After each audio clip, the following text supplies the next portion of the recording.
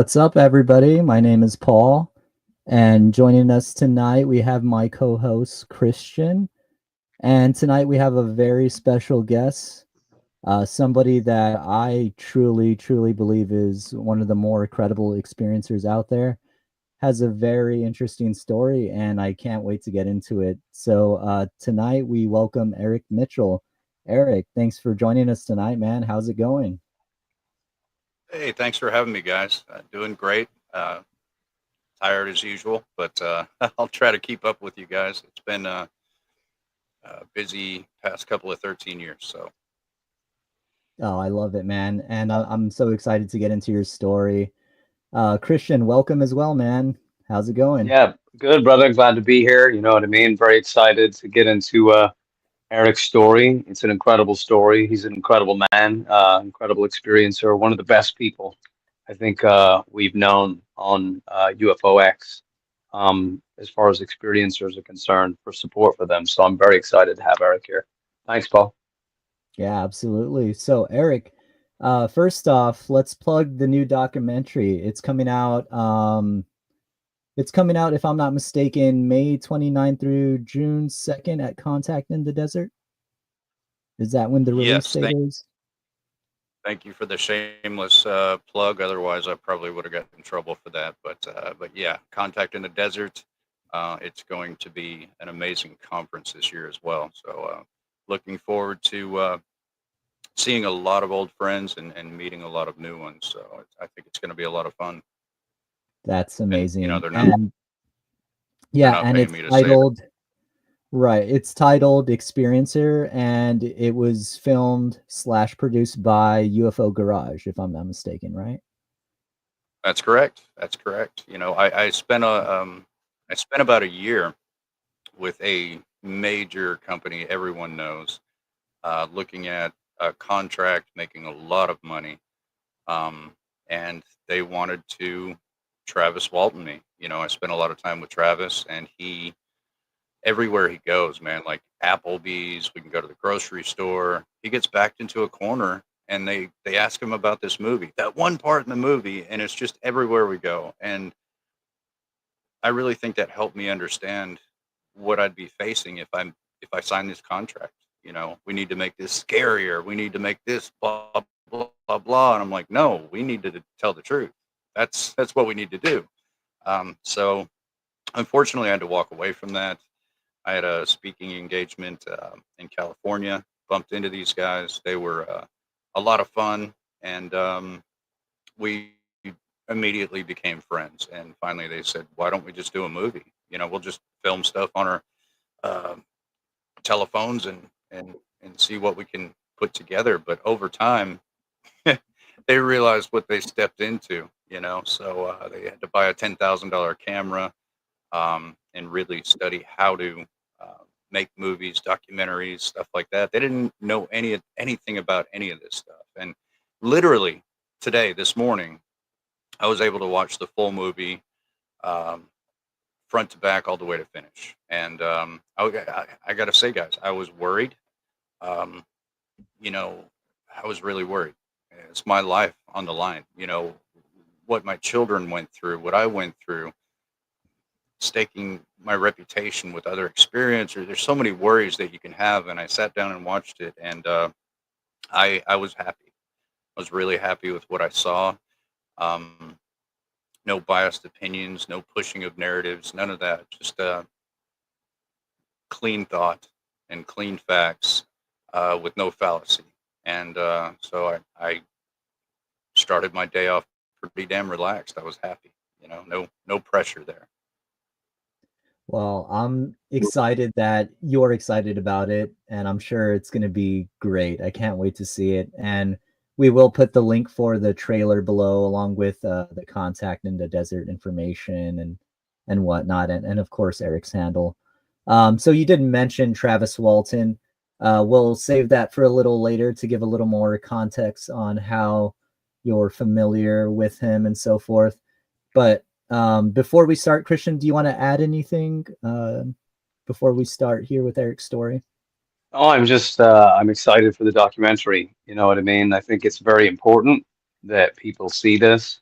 You know what I mean? It's very important that people hear Eric's story as well. You know, they could have medical anomalies that they don't understand because they're experiencers. It can affect you medically in a lot of ways. And Eric, I mean, he's a prime example of this. It's very important to bring that to the attention of the general public, I think, because there are people who could be struggling with these things, who don't understand, and Eric can answer that question. You know what I mean, for them. So I think it's great, and I'm very excited to see it. I can't Absolutely. tell you how many I can't tell you how many times I've seen people struggle with possible fibromyalgia, lupus, autoimmune diseases, and they are a diagnosis in which your CK levels haven't been looked at in your blood. They might be up to 2,000 instead of 200, which really puts a lot of pressure on the body, the immune system, and there's simple diets, medications, things that can lower those levels down over time and completely eradicate a lifetime misdiagnosis because doctors are not informed that this actually happens to people. So when you go in with radiation burns, they're going to tell you, you've gotten too much sun today. They're not going to listen to the fact that you've had an electromagnetic field in your face for about 2 minutes and it really hurts. So there's so many situations, but we are well on our way, as a people. There are so many PhDs that are in the closet right now about how enthusiastic they are about the future of understanding all this, and I get to watch the email chains and see new people that are interested and they're passing it to other universities. Um, I am privileged. Well, I'm privileged because I haunted them for the longest time until they can't say no to me. But to be able to see this activity right here on my computer and watching it grow in the academic world, when I first had my lead investigator, MUFON got involved, ufology got involved. I became this circus freak, right? So parts of my case kind of leaked out. Ufology absolutely knew I was the real thing. So now I'm the circus freak on stage, jump, monkey jump. And, it's all about popularity and clicks and likes and one-upmanships and this and that. And I thought to myself, out of all the pain I've been through, after what my children went through, after what my neighborhood went through, and it's reduced to this, there's no way, So there was one night myself, Ray Hernandez, PhD candidate, Berkeley, California, and Dr. Edgar Mitchell. He was the sixth man on the moon, Apollo 14. Kind of had a few drinks one night. We're on the phone and we're saying, this really needs to be in the academic world, and who would have thought, a couple of beers and a few laughs between gentlemen that the next day we still felt the same way. It wasn't the booze. So Right. we went after it. My job was easy. All I had to do was come up with 10,000 experiencers. Their job was quite difficult. They had to come up with 20 PhDs that were willing to look, scientifically what are experiencers. So they ended up writing a 980-page book called Contact Modalities. And we've got pie graphs in there and all sorts of, evidence that derived from what an experiencer is. So after that, I kind of got an endorphin high, believing that somehow we can get academic to look at this and go further. And so I've been a bit of a pest. I've been a bit of um, a virus, if you will, when it comes to trying to infiltrate academia into just take a look. And if I'm wrong, I'll walk away. That's it. That's all. It's that simple. And you'd be surprised. They forget their training as scientists and they don't want to look. But the ones that do look, peek, just barely glance, go, oh my God, oh my God. And they're hooked for life, after that. It's not just a study or two studies. For the rest of their life, they're going to wonder the same way you and I wonder all the time. The proverbial UF bug bite, right? So, Right. it's just it's been spreading, and it's led up to a lot of whistleblowers coming out. It's led up to Skywatcher, which is coming out soon, as far as you know um, studies into that area. Now, I really can't call myself a researcher. I've spent probably $250,000 on plane tickets. So instead of talking to a lot of people, I strap on my boots, I go out there, I find out what's going on, I help the people that need to be helped. I've seen a lot of activity, in doing this, whereas a lot of people would discount these people because some of them sound crazy. Life was normal yesterday, but today they have objects hovering over their house, and the police won't respond to the 911 call. They won't. So I've learned a lot, an awful lot, and sometimes I don't think I know very much at all. But yeah, it's my simple pitch here.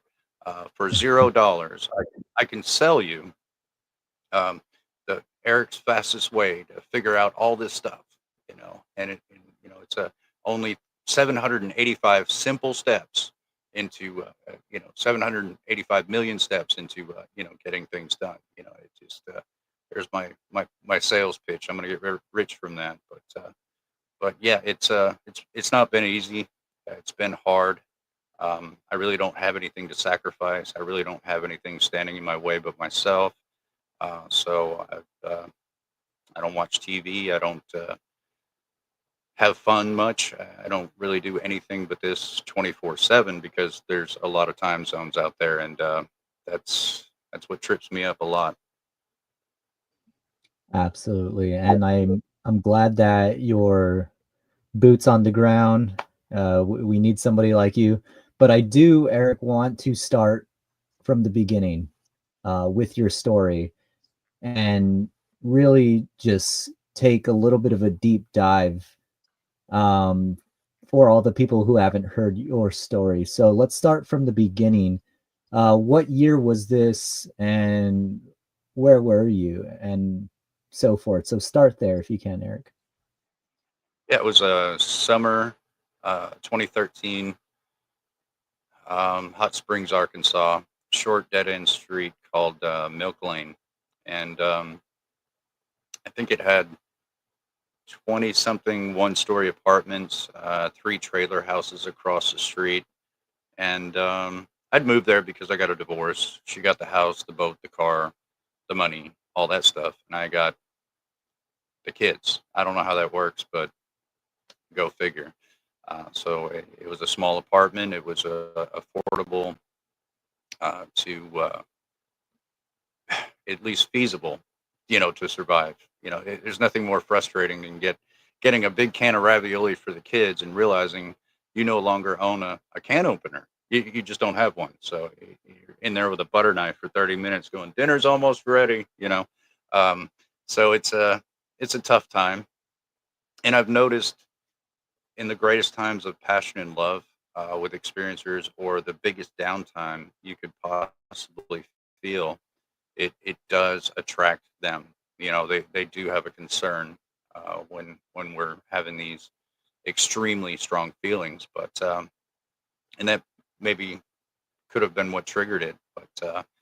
But yeah, 4 o'clock in the morning, one morning I woke up, and I'm sorry to stutter a little bit. I'm just trying to uh, get there. But I woke up standing outside of my own apartment, and I thought to myself, "Oh my God, I slept walking outside. I could have been run over by a car or something like that." But my left shoulder was facing the door, and my right shoulder was facing the dead end street, which is kind of hilarious because I have a light over here right now, and that's what it was. I look over, and there's this 40-foot uh, orange rippling sphere. It looked just like the sun, except that it was bright, but it didn't illuminate my street. It was bright enough; it should have illuminated everything. It was just off the ground. So why is it not reflecting light off of the other apartments, the trees, the grass, everything?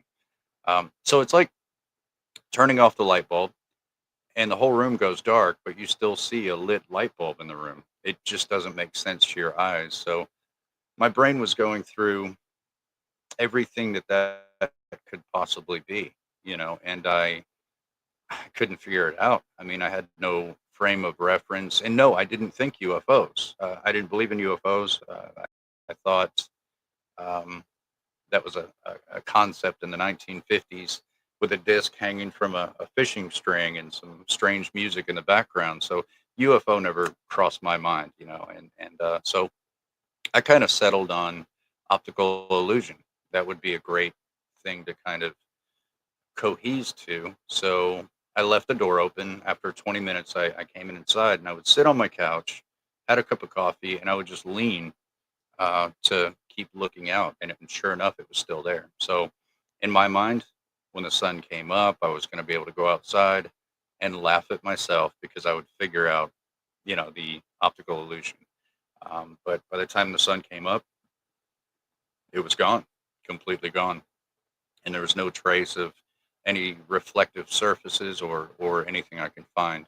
Now, mind you, back then, being in Arkansas, I had a slow Southern draw.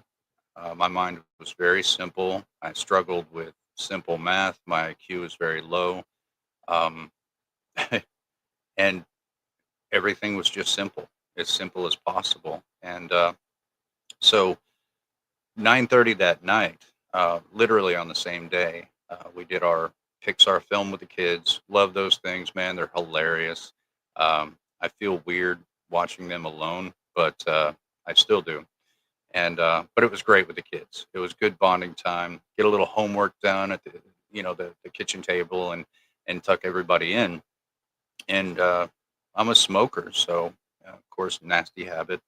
I don't smoke inside the house, so at least when the kids are in there, and I'd go outside, and I was just kind of pacing the one-story apartment all the way down and back, looking at that spot, thinking, you know, what if that was ball lightning? I remember reading a science magazine that had ball lightning in it, and I thought that had to have been it. It had to. I could have woken up the kids. I could have grabbed a camera. Like, why? Why didn't I think to, do that? But, I read that it was so rare. Most people will never see anything like that. So I became happy. It's like I figured it out. Something goes on with the brain when you see something that your brain doesn't understand. There's a process that takes place, and it kind of just bugs you. Everything else dissipates into the background until you can identify uh, whatever it is. I mean, it could be a math problem for all I know, and you have to figure out this math problem because you can't think about anything else. It bugs you, and so it did that for me. So I was just kind of all that going through my mind, and all of a sudden, in the same area, a little bit higher than it was that morning before, it just slowly started, maybe a baseball size of a glowing orange dim situation. I'm just like, what is that? And all of a sudden, it slowly turned all the way on, 40 feet in diameter. And I'm standing there going, oh my God. And it slowly flashed out and it started to move at maybe 2, 3 miles an hour. And it would flash completely out and completely back on. So here in the South, we have red wasps and hornets, and it kind of reminded me of a pissed off red wasp.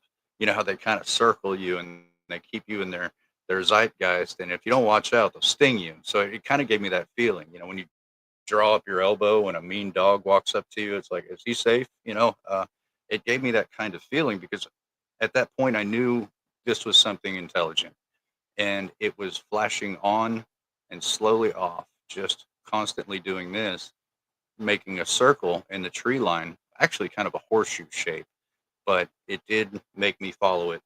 And I had to turn my body as it was going around.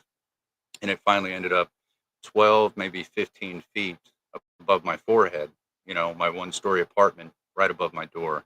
So I'm looking at this thing, and I just can't believe what I'm looking at.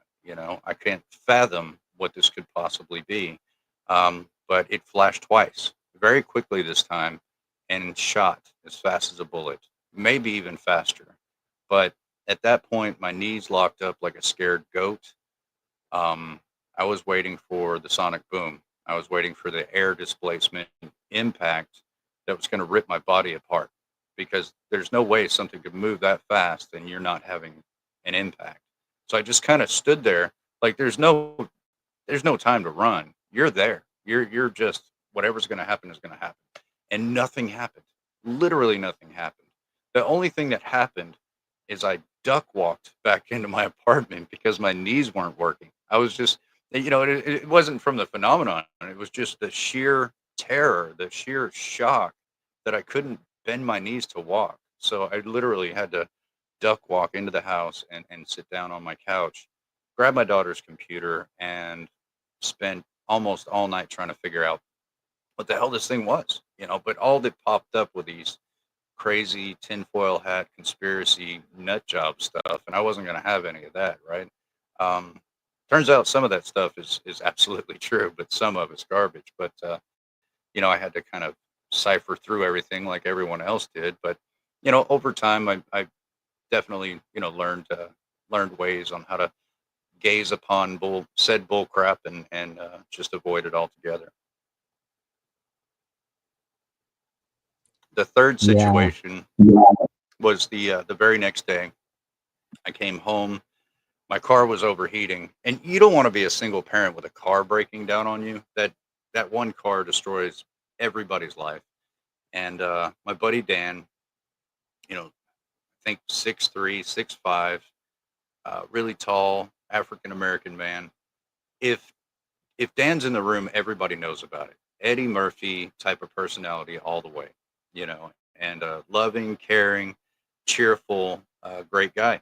He actually spent 2 terms at Wright-Patterson Air Force Base, and he had come home to live with his wife, Laura, and we became friends. I mean, his front door is facing my front door, so we check the mail together, go outside and have a beer, a smoke together. We became great friends over time, and he came out to help me check the hoses and take a look, and we found out it was the ball bearing in the water pump. So it's going to be $350, $400, which is a huge setback when you're buying groceries and stuff for kids. So I'm kind of thinking, crap, what else can go wrong? I'm trying to build back from literally nothing, guys. I left my wife with $300 in my pocket, and 4 kids. So talk about almost impossible mountain to climb. But very, he went in the house and came out with a can of Bud Light and handed it to me. He said, "Have a beer. It'll help relax your nerves." Gave me a big man hug, and he's like, "Look, you've made it through every hard time you've ever had in your life, and you're gonna look back at this one too. Just hang in there." Great guy. And his wife made Southern food, which, if you ever have an African American woman that cooks some good Southern food, ah, like nothing else has flavor anymore. Like, you're spoiled. It's over. But it was time for him to go eat. And as he walked away, I was I was actually going after that beer. I can't really drink when you're a single parent, but I can have one beer, so I reached back and I grabbed the beer, and I was standing on my own shoelace. So when you stand on your own shoelace and you step back, I untied them. So I put the beer back, pointed at it, said, "I'll see you here in a minute," and I went down to tie my shoe. And like, you ever been at the urinal and kind of get the chills and your shoulders shake a little bit, that funny, weird feeling? I don't even think there's a proper name for it, but I had that weird, slight vibration on the top of my head. And that was my thought. It's like I got the chills or something. And so I'm tying my shoe, and all of a sudden, it's like someone turned it up to a million. So if you ever been to like a rock concert where the speaker is hitting you in the chest and you're feeling that huge vibration from these expensive speakers, if you can imagine that times a million aimed at your head. I mean, I went down all the way. I felt my jeans scooting left to right, maybe an inch or two, like I was some sort of a magnet, back and forth, swaying. I know I was throwing up because my throat was open for like a long period of time and then it was closed. That's the only way I was aware that I was throwing up, because I was just engulfed. I did feel liquid coming out of my nose and my ear. Later on, turned out to be blood. Um, but it lasted maybe 12, 15 seconds of the most intense vibration probably anyone's ever felt. And I finally pushed myself off the ground because it was like a magnetic push, to go down. When I looked up, finally looked up, this object was right above my head, flashed twice again, and shot off the opposite direction it did the night before. So I kind of laid there in the dark, which is really confusing because it was light outside when all this began. And now it's dark. I hear crickets. I'm looking around. Hypervigilance start to kick in where you feel like a rodent being hunted. You know how fast this thing can go. And I've got about 10 feet to get to my door. How am I going to do this without getting hit again? There's no rationality in this state of mind except survival. So I literally was in that spot on the concrete for about 20 minutes, constantly surveying the possibility of me running from point A to point B without that thing coming back and seeing me, you know. Um, Talk about rational thought. I actually thought getting behind a deadbolt was going to help me, you know. But I didn't know anything about this subject. But I got into the bathroom. My vision was really blurry. I did see the mirror as I passed it. I was going to the toilet so I can throw up, but I seen the side of my face was really red. My shoulder was really red, looked sunburned, and it's kind of blurry at the same time because of my eyes. And like I kind of went down because my body was giving out. It was very weak, and I was going toward the toilet to grab the toilet lid, and I felt that cold tile floor in the bathroom, and I fell in love with it. I was like, "You are mine for the rest of the night." Like, now, if you ever been to a frat party in your 20s, you know exactly what the cold floor is all about. But for me, I wasn't drinking. The beer and I never had our rendezvous. But that cold floor, I just laid down on it, and that's the last thing I remember. I passed out, but I woke up around 5, maybe 5:30 the next morning, and I felt terrible. I looked at my clothes. I had vomit and blood all over my shirt, my pants, and I got into the bathtub and turned on the hot and the cold, made it warm but not too hot, and I needed to cool off. I was so overheated, and so I got all my clothes on. I'm just laying there. It's hitting me, and I'm trying to focus my mind. My mind was just all over the place. Something was going on. Something was wrong, and I felt as if my brain was somehow injured. And you can cut open your leg. You can get a nail in your foot. You can get a boxer's fracture in your hand or a split over your eye just going at it in the ring. But when you injure your brain, that's the scariest damn thing you can think of, And I was worried. I got out. I changed into some warm clothes, dry clothes. Went into the kitchen. Figured maybe I'll get something to drink. It's morning. I'm a little parched, so um, thought nothing of it. And us single guys, we like to take the whole thing out of the fridge and just unscrew the cap and drink from that. Makes sense, right? You don't have to do dishes afterwards. Um, it's probably why I'm still single. Now, there's a lot of reasons for that, but um, so I just started pouring this into my mouth. The next thing you know, my clean, dry clothes are getting soaked because I had no idea how thirsty I was. I was just go, go, go, and just dripping down my chin, my shirt. I didn't care. And so I probably drank half of it, and I started feeling this vibration on the top of my head again. So I slammed the cranberry juice down, and I'm like, "Oh my God, no!"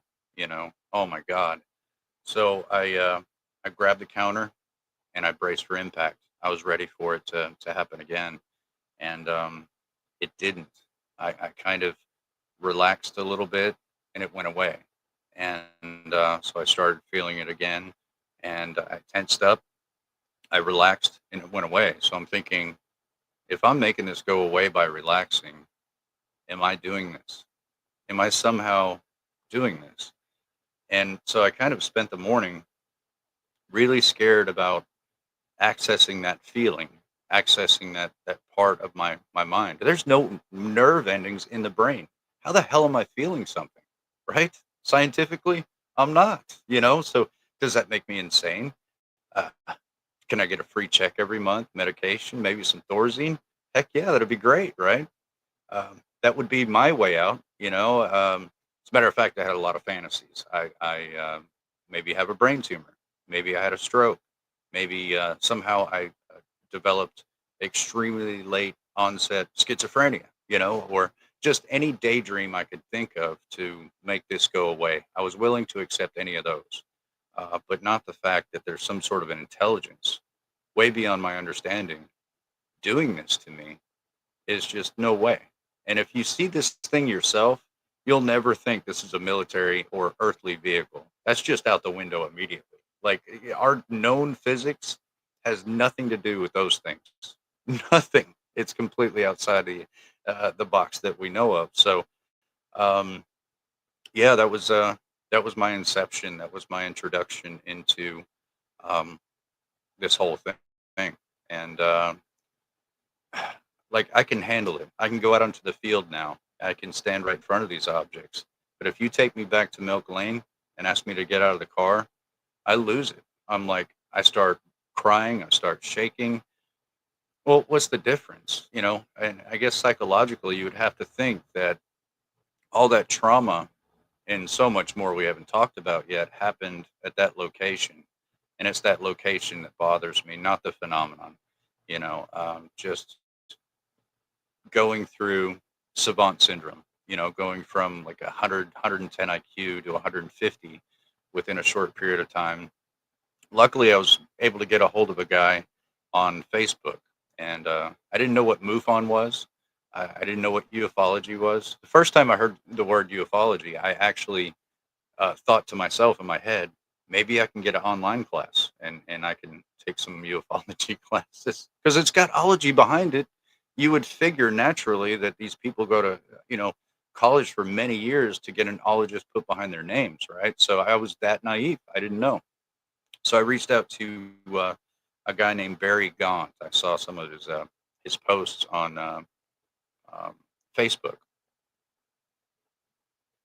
and I was new to smartphones. I had a 2012 flip phone at the time. My kids had pulled in an intervention on me.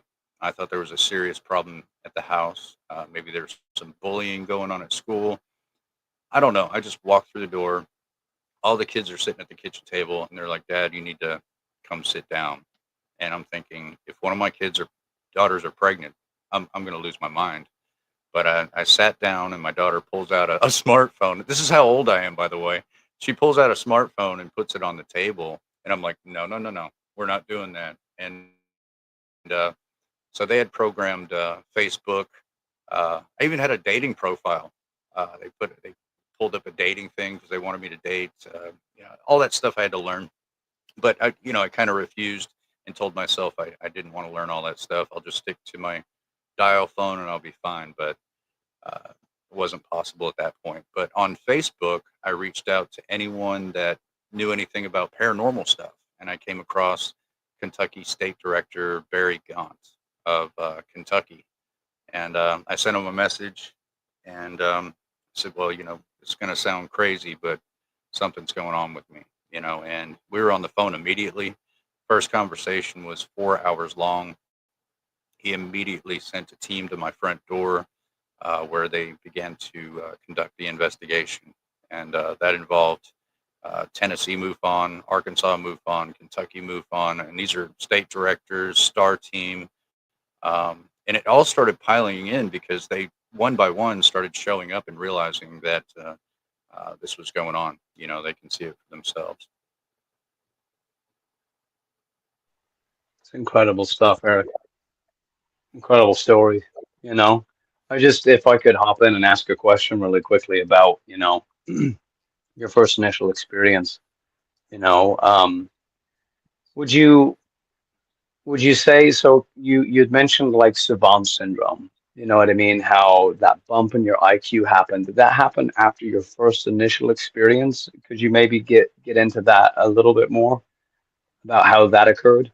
It it began to happen after the object knocked me down. The next morning, when I started feeling this brain activity, it scared me. But what I wanted to do was go to the doctor. And here I am in a custody battle, wanting to go to a doctor about a strange light that came down from out of the sky and whacked me in the head. Not a good idea. Not a good idea. And I don't want the state ending up raising my children because dad's crazy, right? So I avoided that for a while, but it it bothered me. I felt empty. I felt like I didn't have any knowledge. I felt like I needed to learn as much as possible. So I would go to libraries and just devour books, bring stacks home. I was into my daughter's homework. She would bring home her college books, and I'm just going through and reading all this stuff, none of which was anything about UFOs. I still didn't want to learn anything about UFOs. Um, Quantum physics, the dynamics of nature, and what does this little bug over here do? I want to learn everything about that. And it was almost like an addiction that I just needed to constantly hyper focus on learning and making my brain calm down. Like, and that's the only thing that would really make my brain calm down or me calm down because it was just racing so fast. I've been a laid back redneck guy my whole life. I've never had a panic attack. I've never had a sense of quickness and urgency and blah, blah, blah. In the South, everything is slow, just not complicated, very nice individuals. Everybody's more honest. When you go to the grocery store and the lady asks you, "How was your day?" That's not a program response. She means it. She wants to know how your damn day is. And you can't really see that in most of America anymore. Everybody's out to, sell you a watch or, throw a lie at you so you'll believe some sort of crap. But here at home, and I am home now. Thank God I've got my little office here. But my brain was not matching where I lived. It was just on hyperdrive, and I had to keep feeding it.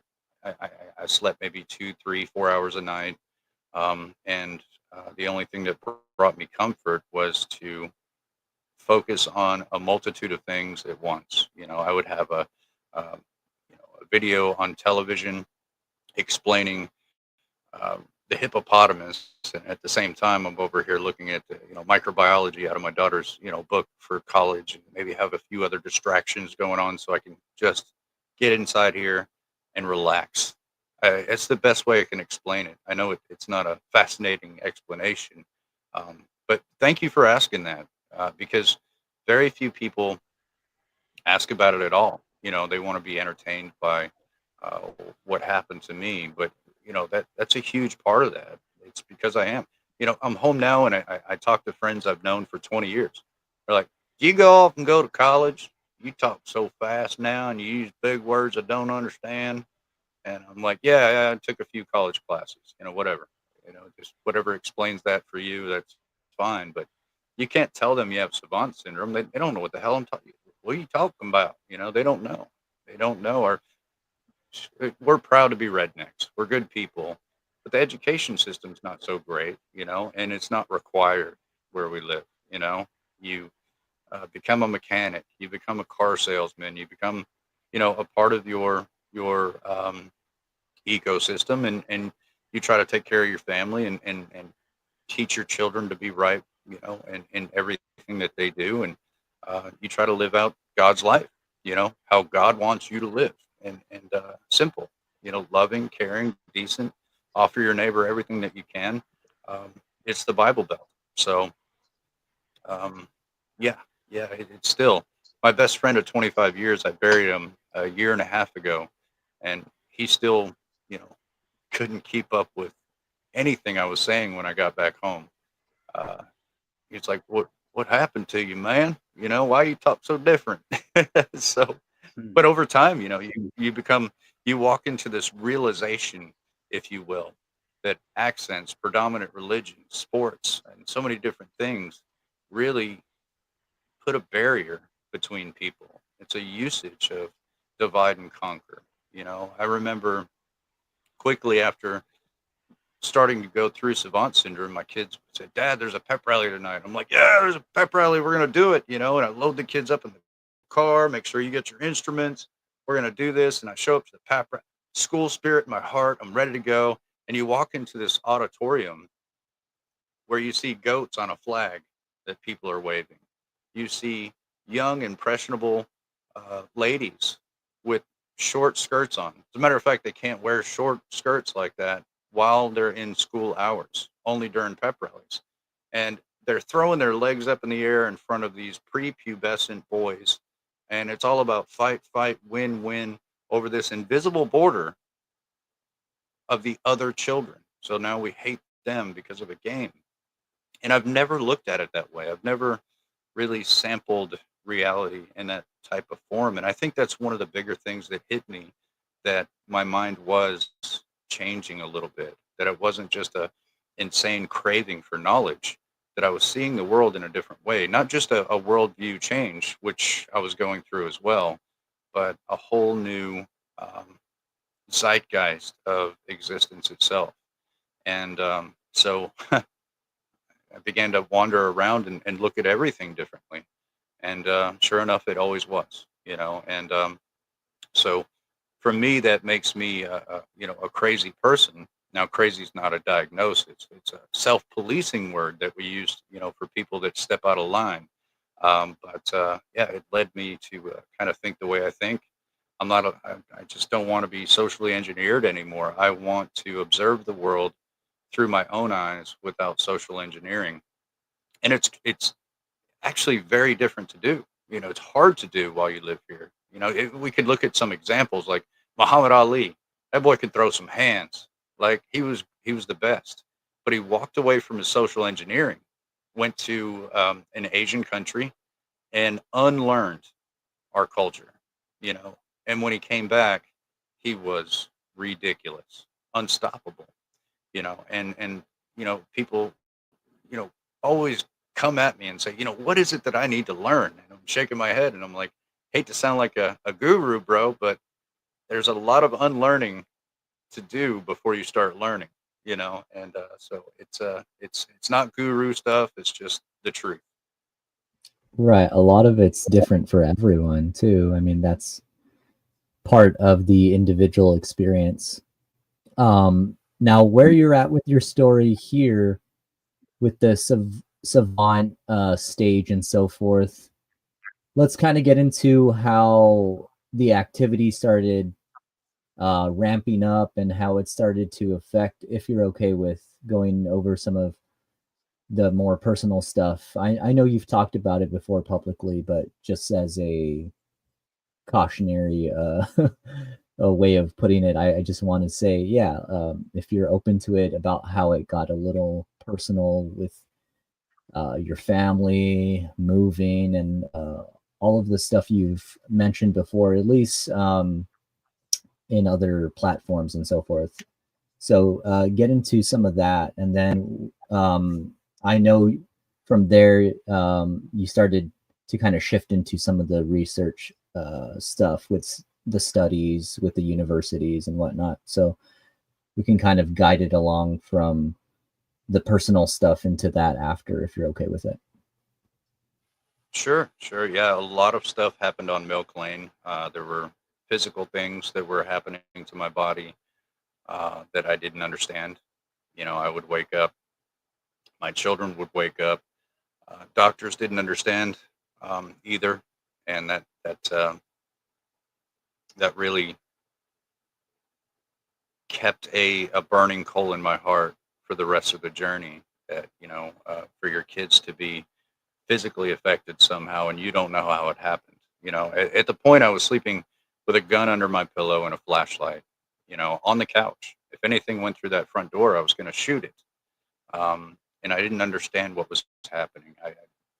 But that's, that's a whole different thing. A lot of us experiencers understand what that's like and go through. But eventually, everybody talks to everybody. They bump into each other at Walmart and Kroger and church. And I was asked to leave the church. And I told the pastor, that's fine. I understand. There's a lot of talk going on.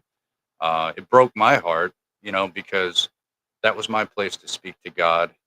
And that was the only place that could give me answers about what was going on. So I understand. I'll be okay about that, and but I told him, look, every Sunday I'll drop off the kids and I'll pick them up after church. That's fine. I have got no problem with that. And the pastor said, no, I think it would be wise if your whole family were to not come to church until this all blows over. That that broke my heart. But on top of that, people were hearing about it. My neighbors were scared to death. There were Black Hawk helicopters dipping down into the yard. There was the object that would obviously run away from these Black Hawks as soon as they would show up. Had other military helicopters circling the neighborhood. There was so much going on. I have problems putting all that together in one spot to tell you or anybody else, but there was just too much. As a matter of fact, I've got a mental health professional that's helping me write my book, because when trauma comes in, what happens is it comes out all jumbled up. Your timeline is so screwed up, but in your head, you can see it. But when it comes out of you verbally, it's bouncing all over the place, which makes experiencers look like liars. But in the mental health world, it's normal, okay, did this happen or did this happen? Or can I swap it to? And you just try to figure it out and you just can't. You're like, wow, it was right in my head 10 seconds ago, but now that I'm externalizing it, it's bouncing all over the place. But there are rows of cars and trucks, beer cans everywhere, cigarette butts all over the place. Turned into a circus. Everybody in town wanted to see um, these objects that they heard about. And well, they did. We had one person call the cops one night, and cops pulled up. They got the lights on. They both get out of the car. They're standing in front of the car and they're looking at this object, maybe 60, 70 feet off the ground. They literally turned and looked at each other, nodded, got back in the car and left. I guess they didn't want to do the report on that, right? So there's no help from there anyway. I mean, what are they going to do? Arrest it? But my daughter, we were basically the last people in the neighborhood. Everybody else moved out. My daughter got accepted to college in Maine. I sold a piece of property to help her with her tuition, and I used it for an excuse. I said, sweetie, how about the whole family goes and we'll help support you while you're going through school? And she was pretty happy about the idea. So I packed up the car in the middle of the night and we we drove to Maine. It was difficult to find an apartment, but we did. September 1st, 2014, we're on the third story back deck of our apartment building. Neighbors came out, brought us some beer, or me a beer. The kids were too young to drink at the time, but you have to smoke outside. And we're just kind of getting acquainted, getting to know one another. There were really nice people in the building. And all of a sudden I felt it. And I went, because look, I'm going over 1,000 miles away. I'm going to leave this stuff in the past. It's over. I can start my life off new. Nobody will know this ever happened to me. The case is, closed case, so nobody's going to find out. Maybe a couple of these ufology people knew about it, but I'm good. I'm out. And this feeling, this connection that I had developed over time, I felt it extremely strong. And I thought to myself, no, no. And so I turned to the direction where I had this feeling, and here's this object coming through Central Park, up over the tree line, hovered over the street right in front of us. At this point, behind me, my new neighbors are kicking over chairs, pushing over tables, and doing everything they can to get back inside and get away from this thing. And me and the kids had no reaction whatsoever, visibly from them. and that freaked them out too. They're like, "How were you not scared of this thing?" And my heart sank into my stomach because I moved that far and it's still going on, you know. And so I quickly got in touch with a local support group, Starborn Support, Audrey and Debbie Hewins. Um, they were back in the day well-known abductees, and I started helping them with their support group. I had been working with experiencers from day one, pretty much. I was reaching out to find people like me, because if they were going through this kind of struggle, I didn't want them to be alone. There's no way. I had Bear. Who do they have? Nobody.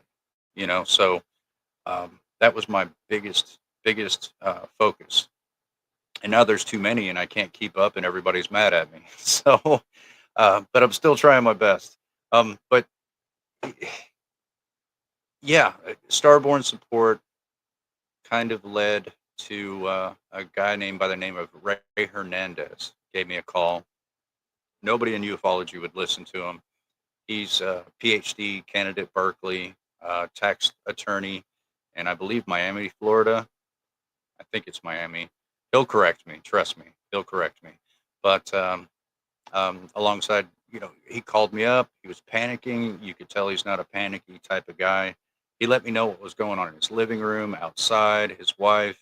And so it began the same way as I always speak to experiencers. And we worked them through it, especially some tough snags that you can have along the way. Just like the death process, it's also a psychological and emotional process that you go through as a quintessential experiencer. So I found where he was at, the dreaded mashed potato mountain syndrome.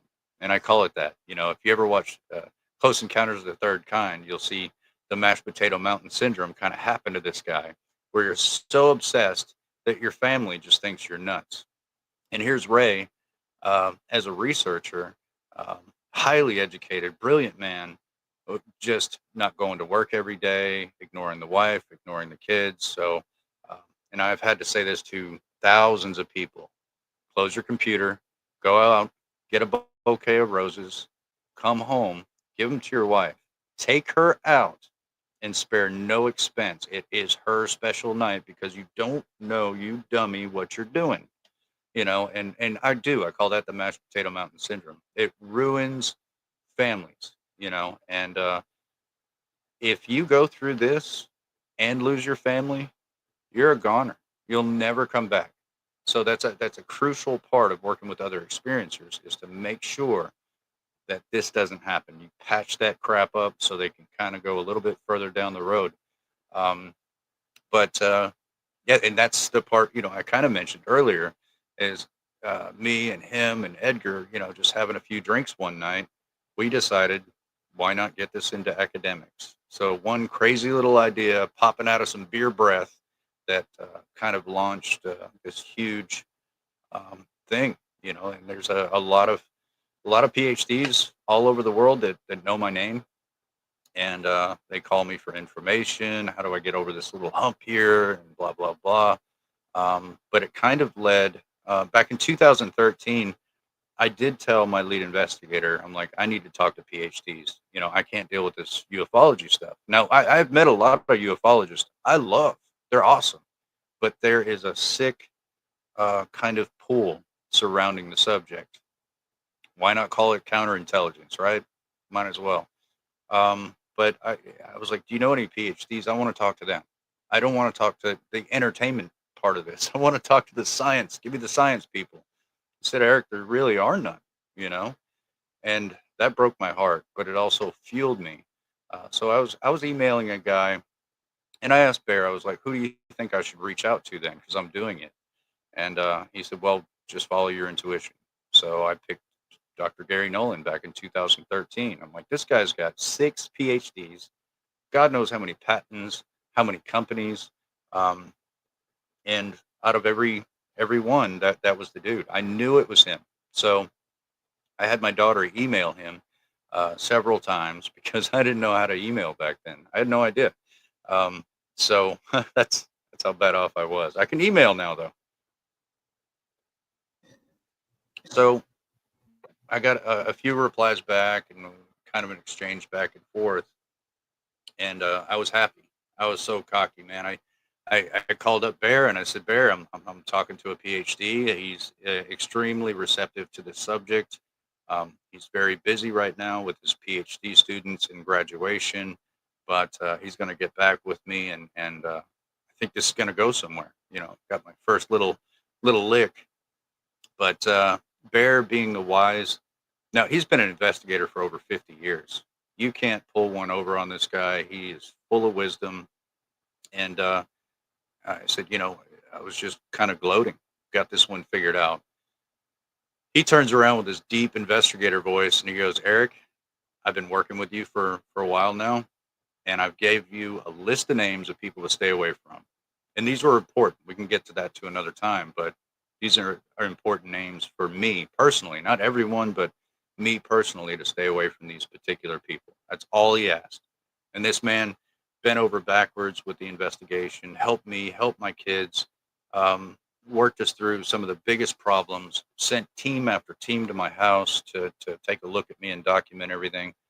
He's only got one request: stay away from this list of people, and that's it. And so as I was gloating to him, you know, that a PhD is actually listening to me. Look, I'm wet behind the ears. You know, this is new. You know, uh, we all have to learn in a new pair of shoes. You know, and so Bear had one reply. You know, short conversation really. Most conversations with him were really long, but it was a short reply. He said, Eric, check out who he's involved with. I'm going to give you 24 hours. And if you don't find out who it is, said, I'm going to shoot you myself. He's from Kentucky, so he kind of meant it, you know. Uh, so, you know, I looked around and, you know, he was talking about Dr. Kit or Christopher Green. He wants me to stay away from that particular person. So I had to kind of back away. And I got with some Harvard neurologists. I started sharing Nolan's information with them, sharing my information with them. And eventually they got to the point where they wanted more information and more information. I was like, well, I know about the psychology, I know about the sociology, but I don't know, you know, too much further after that. I wasn't the professional back then. And so I've been talking to them for over 10 years. And in that time, I said, here's Dr. Gary Nolan's email. Contact him. Tell him you're at Harvard. Tell him what you do, what your PhD is, and tell him you're willing to offer help no matter what it is. Just offer that. And so over time, their information went on over to Harvard University, and I would attend conversations with them to get the full gambit. So now I'm getting all the information, you know, right to me. Uh, right now, they built an AI system that is mapping out the quintessential experiencer brain, all 100 billion neurons within the caudate putamen and basal ganglia. And AI is going to take a while to get that, but imagine what we can learn once all that's mapped out. But those are the biggest hits. I know as far as the academic world, but I've done a lot of other things. You know, Charles Crawford III asked me to meditate and deliver him mathematics that was pertaining to energy and propulsion. Right. So my first time, like I told him I don't know how to do that. Like, you must be thinking about a superhero or something. I know how to meditate. I know how to see things in my mind's eye. I know how to do a lot of things, you know, but, and now this is kind of early on. I've learned a lot since then, but um, my first try, I was able to deliver some mathematics that AI wasn't familiar with. It was nothing like that on the internet or anything like that, but they were and still are very, very impressed by that. So there's been little ones that I think you've heard of the Dr. Michael Masters incident. A lot of people heard that. That actually made nationwide news with Ross Can you go over Coldhart. that actually? That's a very interesting one because I think that's how a lot of people associated to you, at least when I got more involved with the UFO community. It was always that story and that incident that you had with Michael Masters. So can you just kind of give a quick breakdown of that story and that incident? Yeah. God, I was on a long road trip with a researcher, one of the best researchers I know, and he's not even popular, but he's got a cachet of evidence and documents, and um, just I can't say enough about him. Like if you travel with somebody that has kahunas that big, you tend to brag about it every once in a while. But how do I start this? Well, we went to a lot of places, but we were invited to a place called Skinwalker Ranch, and the back end of Skinwalker Ranch is a place called Space Wolf Research Center, and they wanted me to come out, no tools, no meters, no nothing, just my brain, no questions, no nothing, no preemptive idea of what's going on out there other than the show. I mean, I kind of watched a few episodes and thought, yeah, it's okay. You know, I wasn't really impressed. So they just wanted me to go out there blindly and look around. And as soon as I stepped out of the car, I pointed because we're on the top of the mesa. You know, so when you watch the show, you see the big mesa up there. Well, I was on the top, and I got out of the car and I pointed at the blank sky and I said, "What the hell is that?" Because I felt it. I didn't see it, you know, but I felt it. And a geologist came out of a tent and he was like, "That's the vortex." He was like, "How did you see that?" So he started in with questions, and my buddy was like, "Hey, back up. He's supposed to be here. Don't ask him any questions. He's surveying the land, and then we can talk later on." So I kind of absorbed whatever this is. You know, I'm taking in whatever this feeling is, and I've never felt anything like that before. So I was really curious, and I felt myself drawn to a tree, uh, gorgeous tree in the middle of the desert. You know, and I sat down and I meditated for a while, and something was pulling me into remote viewing, and it was an intelligence. And I know that sounds nuts, but over the years, you start to, as an experiencer, you learn that a lot of these things aren't crazy, you know, and it's something that is going to be proven time and time again that there is contact, there is remote viewing, there is meditation. These things are all real. Um, but the moment I kind of paid attention to what it was, I had to pull out. There's something under the ground. I know exactly where it's at, and it's still awake. It's still down there. Um, it's sentient, you know. But it was a profound experience. And it took me over a year of thinking about that experience to really put two and two together. What exactly is this intelligence on that property? And I'll tell you right now, they're not going to be able to get to it easily. It's going to be very difficult.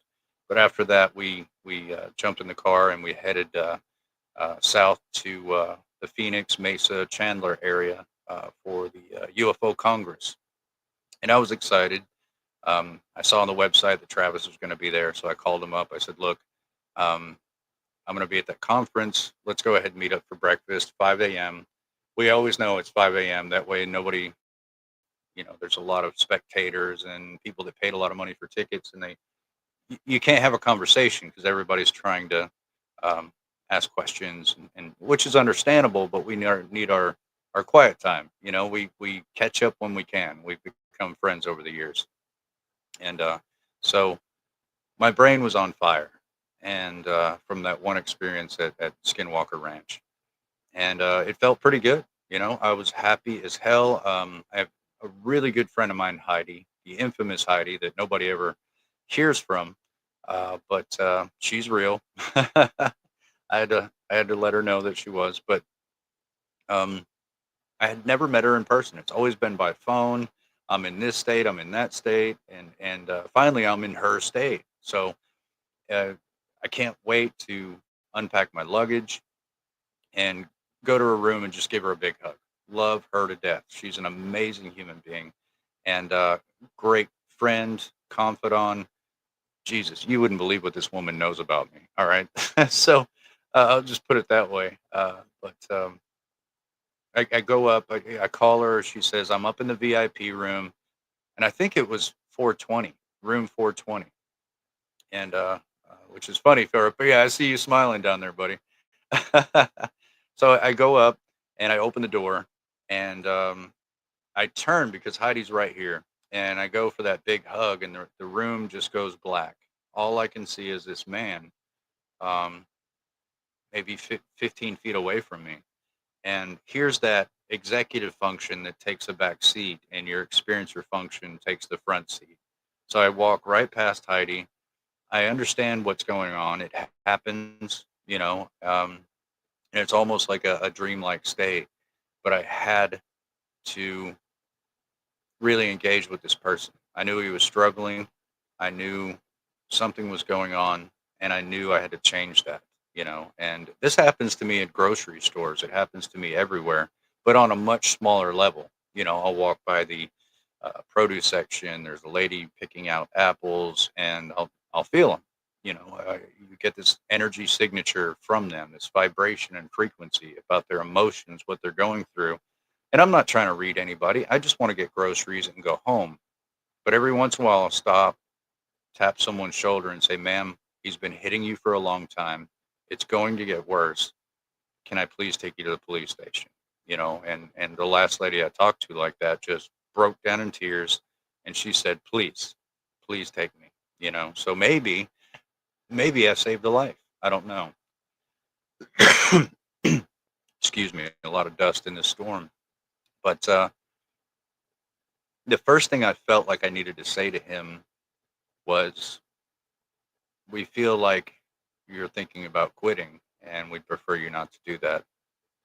And I think that really got his attention because that was the heaviest thing in his heart at the time. And he was surprised about what I said. And I said, do you mind if we go out onto the balcony?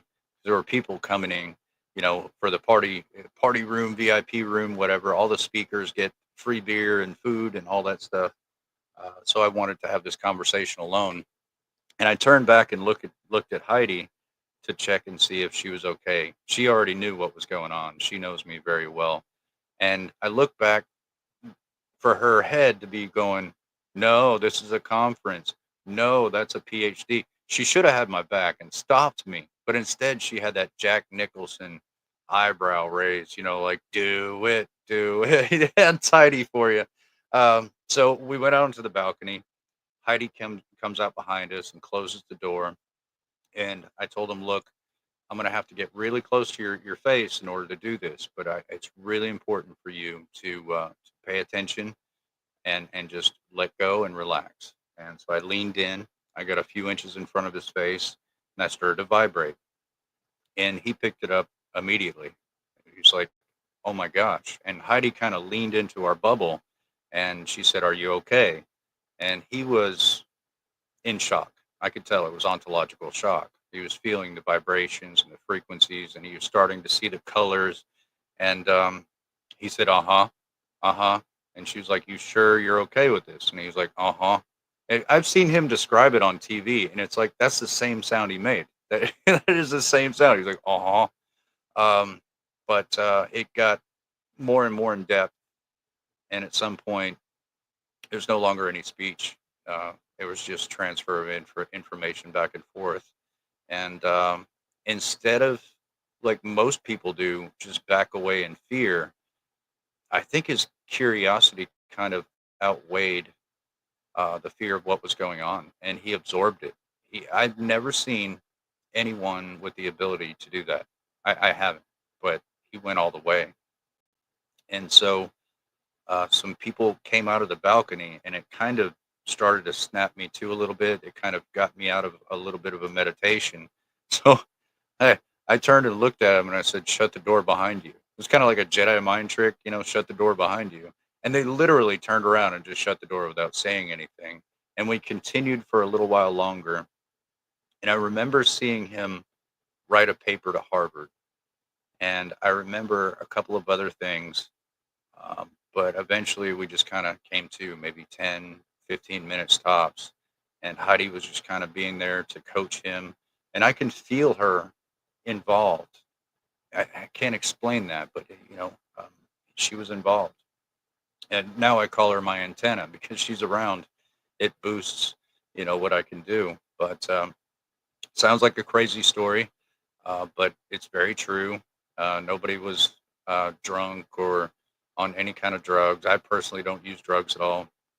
Um, but uh, but yeah, it floored me too. But he got up and he kind of looked down at the carpet and walked his way through the crowded people and left.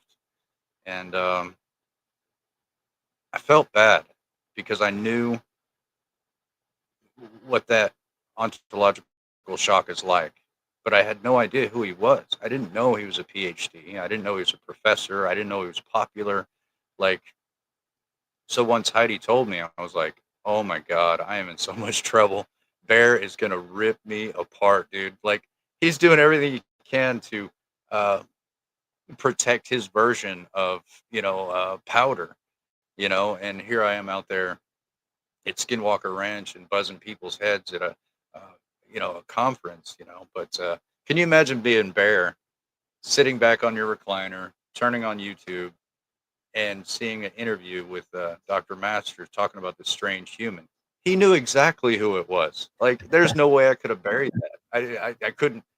There's no way I can lie because I start smiling and when I try to fabricate about things or joke about things. So um, here comes the phone call. He goes, "Damn, God damn it, Eric, what did you do to him?" He was so mad. But I explained from my perspective that I felt I needed to cause this type of intervention to better his life. It's going to be hard for him, but it's going to better his life. And I believe it did. I believe it was really hard for him and it was a big struggle. He's a anthropologist. He studies humans. But over time, we kind of chat back and forth a little bit. Sometimes I'll still get into that mindset with him just over chat, and I'll tell him something that he really needs to know. And for him, that still floors him. Like he's still doing it. Eric is still doing it to me, But we formed a connection that night. We formed a bond, and I met a new friend, and he's a great guy, and he wouldn't lie for me, it just happened, and every experiencer knows when you're walking around a grocery store or a crowded place, you know that you're different than other people. You feel what's going on with people, and not just you don't know what's going on. You feel what's going on with people. I forgot what it was like to go to the grocery store, and it's just there's an old man, there's some children, there's a lady, there's a man, and that's what people actually undergo. But with experiencers, you feel people, and so we try to get in and out as fast as possible. Hey, well, I mean, you never know. You might have inspired him. He did. What's the book here? I just had it. The Extra Tempestrial Model by Michael P. Masters. So, I mean, the Mhm. dude does great work. His Future Humans hypothesis is one of my favorites out there in terms of um, the idea of what these beings could be. So it's a big deal, man. He's a big deal in my opinion in this community. Um, but not to cut you off, I do want you to finish. So what happens after that, after everything's over? Um, well, I wanted to meet with Melinda Leslie. I haven't seen her in a while. We had some conversations. Confirmed with Travis we're going to meet for breakfast the next morning. And I didn't know there was an experiencer group meeting at the conference, and I was like, no way, So I had to go check it out. That's my personal jam, I mean, you could go listen to the important people and buy the expensive tickets, but experiencer group, it's free, and they're always awesome people. Those are my people, I want to be in that room. I don't want to watch the next biggest, most awesome guy in the world speak about what they know.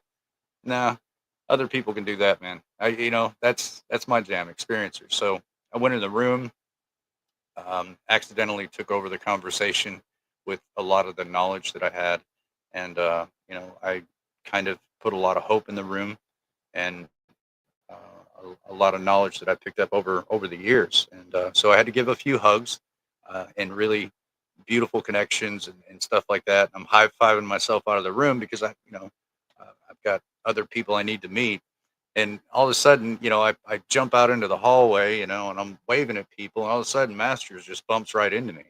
So Masters, from his version, is I literally came out of nowhere, and that creeped him out even more because he's just walking, staring at the carpet, thinking about what happened the night before, and all of a sudden, I'm there, big empty hallway with nothing in it, and all of a sudden, bam! And so I grabbed his shoulder and I looked at him, and I'm like, "Hey, because I feel bad, and I'm like, are you okay?"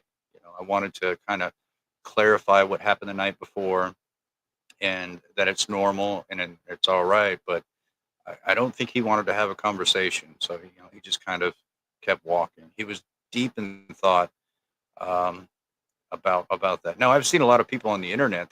What if there was hypnosis involved, or what if there were mushrooms involved? Look, there was none of that involved. And the guy is a PhD professor. If there was any kind of trickery involved, he would have figured out really, really quick, and explained it away. That's what we want to do when we're in that type of shock, is explain it away. So if he can't do it, spectators, you're just out of luck, you know. Um, but luckily for the truth, I'll be showing that type of capability on stage. That way I can clear his name for these trolls and all that. He's a great guy. He doesn't deserve the attacks he's gotten just for telling the truth, just for standing up for experiencers. We got one PhD standing up for experiencers and knowing the truth, and people are going to attack him. No, we're not going to have that. We don't play that here. So I'll be making sure that scientists are around, repeatable situations, and so they can see it for themselves. And if they don't believe data that comes from brilliant scientists, then they can just go on, stay out of my sight, guys, because, I got stuff I got to do, like clip my nails, comb my hair, take out the trash, change my oil. There's more important stuff to do. Totally. Totally. Eric, you did mention Travis Walton, and we did say we were going to kind of circle back around. How did you get into contact with him? When was the first time you met him? And kind of talk about your relationship with him. I know that you guys even lived together at some point in time. So yeah, the famous Travis Walton from the movie they made. What is it? Fire in the Sky, right? So give us give us the introduction to that and so forth, and then Christian, did you have anything? I saw the mic open up. Sorry, I didn't mean to. No, you're fine. No, not at all. What do you call it? I was just going to say that's, about with Michael Masters. That's the pushback, right? That's always the pushback with experiencers or people who are in the experiencer corner. I liken it to like an immunological response from the human consciousness, from all of their pre-programming of what the world is. It's almost like that pre-programming comes out to kind of attack, the experiencer. So it's a difficult. It's a very difficult type of scenario. I think we have to try to show the general public as much grace as possible as we can, and of course, you know what I mean. We've talked in length about how aliens could land on the White House lawn, and they'd be like, no, that's CGI. You know what I mean? So what do you call it? Some people Right. just can't be convinced, and that is what it is. But it's unfortunate that there's that sort of response. But that's what we're here for, right? We're here to kind of destigmatize that. You know what I mean? Especially you, Eric. Yep. Christian, I was one of those people. I wasn't jumping on X or Facebook to debunk anybody, but it was so hard to convince me that this was real. And it was by the phenomenon. It wasn't a friend down the street or a close family member. that wore a tinfoil hat trying to convince me that this stuff was going on. I was denying the phenomena in my face. So I know how difficult it is for people to really integrate that into that. And, most people have to use the entertainment portion of their mind to integrate this information because they have no other faucet within their brain to catalog it and put it in. So that's a very particular part of the mind that commercials pick up. Buy me, grab some Coke, get some popcorn before the show. And by the way, it's overpriced. It, I understand. I understand what they're going through, that brick wall of this guy must be lying or blah, blah, blah, blah, blah. But you can't please them all. You really can't. And that's why no documentary is informative enough. No movie is good enough because it's based on the entertainment mind that requires endorphins instead of knowledge to be filled. And so that's that particular monster lurking in every corner, trying to slow down the truth, which is not their intention. Their intention is get the bull crap out of the way so we can deal with the real stuff. And I'm here to tell you, I'm the real damn thing. I live it 24/7 every day of my life. I see it in almost every country all over the world. Um, there's It's a fact, and now we need science to know these facts. They're on board, so let's go ahead and do it. It might take a little while, but it's going to be this year, and it's not going to be just from one little corner of the subject. It's going to be from multiple universities. So if someone can knock that down, I'll shake their hand. Absolutely agree. And yeah, I think we are moving in the right direction in terms of scientific research. And I guess you can say yourself, you've been a part of several different studies and so forth, kind of scanning you up and all that good stuff. So I'm sure you're Lab rat. quite, yeah, lab rat, basically. The UFO lab rat. Yeah. Oh, it's I'll have to great. get a bumper sticker. I'll have to get that bumper sticker, you know. Right. How about UFO and human lab rat, add the whole gambit in there. But you wanted to know about Yes. Travis. Yeah, I wanted to circle back around, kind of give us the introduction on how you two met, and then kind of from there, how you guys lived together for a bit. And yeah, start with that. Yeah. God. Was it Dolores Cannon's conference? Bear had called a MUFON director to escort me to Dolores Cannon's conference in Arkansas, and I was supposed to meet Dr. Roger Lear, the implant guy, and Steve Colburn. They wanted to line me up to be patient 18. They wanted to remove these strange objects, study them, and I partially agreed, but I wanted to know what kind of sanitary situations are going to happen in a hotel room during surgery. You think surgery, you think, you know, uh, medical, everything around you. So hotel room and surgery kind of mess with me a little bit. But, to improve science, I was willing to do it. But 2 weeks before the conference, Dr. Roger Lear passed away. So it was kind of deduced down to show Eric his first conference. I needed to see what that was like. And in my naive brain, I thought I was going to a conference where the whole thing was filled with people like me, dandelions and everything's beautiful and it's all great. 20 minutes tops. I'm standing in a crowded lobby surrounded by hundreds of people with my hands out like this and my jaw on the ground. I'm like, there's no way. There's no way that this is how humanity treats this subject. I couldn't believe it. People were saying that person's a liar, that person's a liar, that person, and the backstabbing and lying and this and that and blah, blah, blah. And I'm thinking, where am I? I want to leave. And here comes this little old woman pushing her way through the crowd, uh, grabs me by the hand, and she said, "I want you to come with me."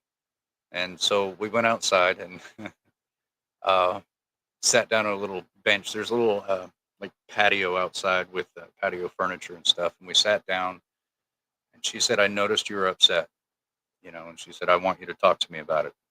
Let's go. Come on." She was beautiful hearted, beautiful energy, but stern. Let's get to the point. Let's do that. Like a educated school teacher, no bullshit. Let's do this.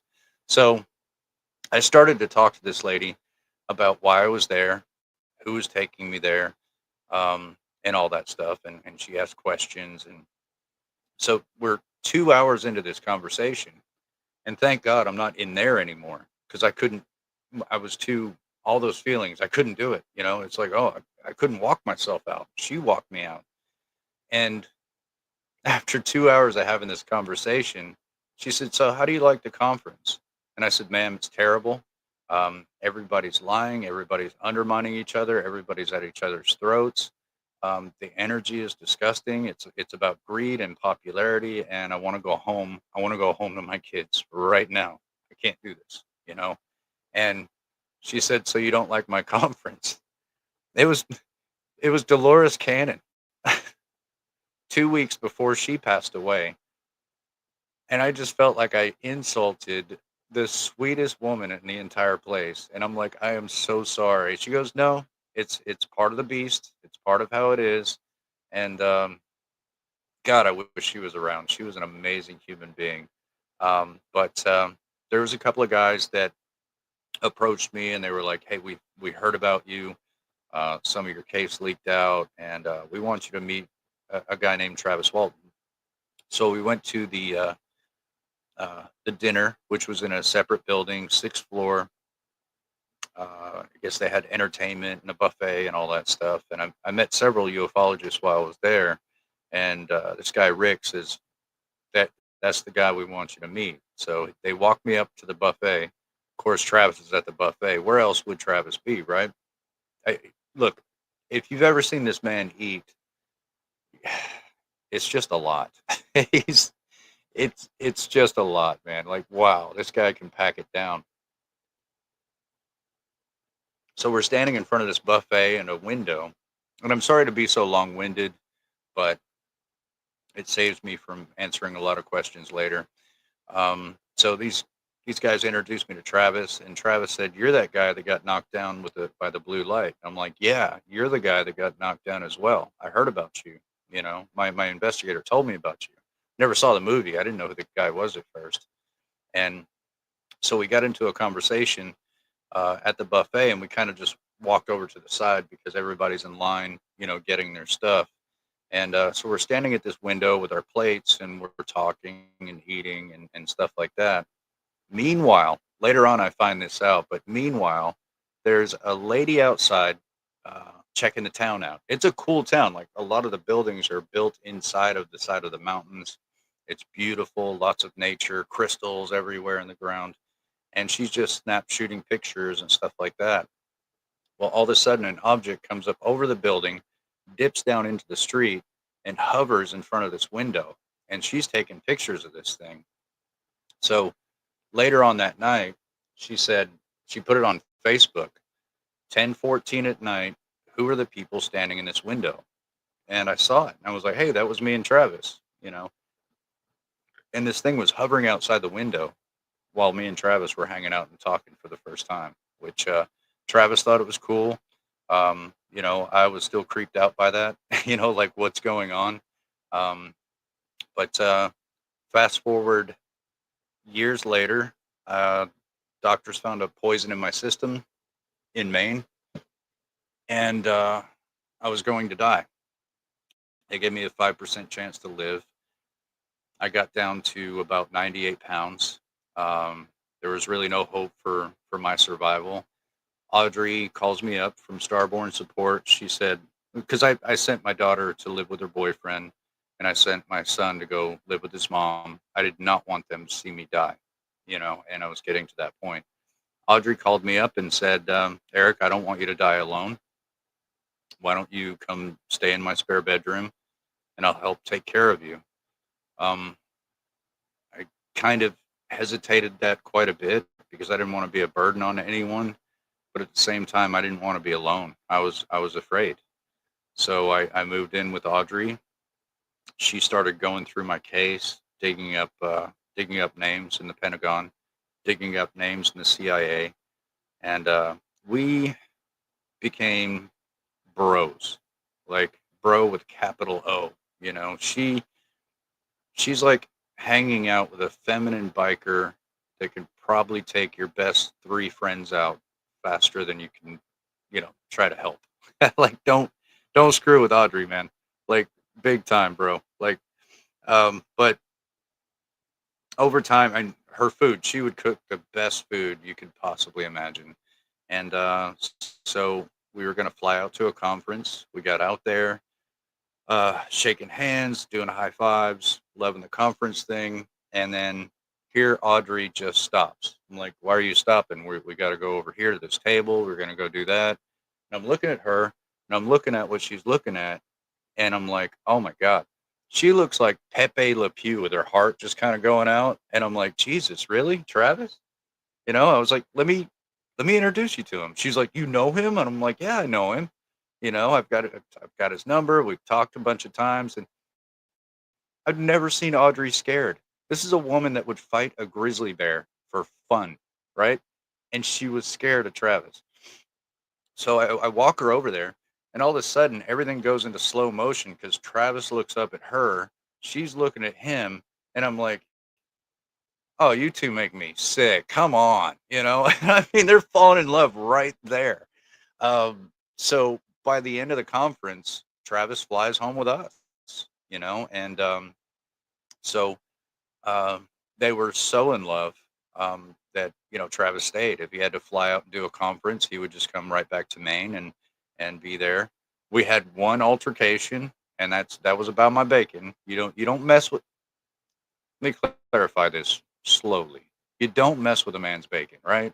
And when you're roommating, everybody knows you're part of the fridge. Just don't touch a man's bacon, right? And so I come home one day, and I'm going to cook some bacon and eggs, and all that stuff. My bacon's gone.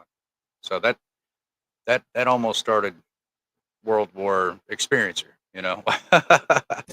But he apologized. He was like, "Man, I'm sorry. I didn't know." And it's like you can't trust protein, anything protein, like a steak, anything protein. Travis, he craves the heck out of all that stuff, and actually, so do I. I crave protein all my body. It's not even my tongue; it's my body that craves protein all the time. So, I didn't get too mad at him, but I was like, "Come on, bro. That's definitely." It's within the bro code, and the bro code is a It's blank page. crossing the line. Everybody knows don't mess with a man's bacon, and everybody's safe.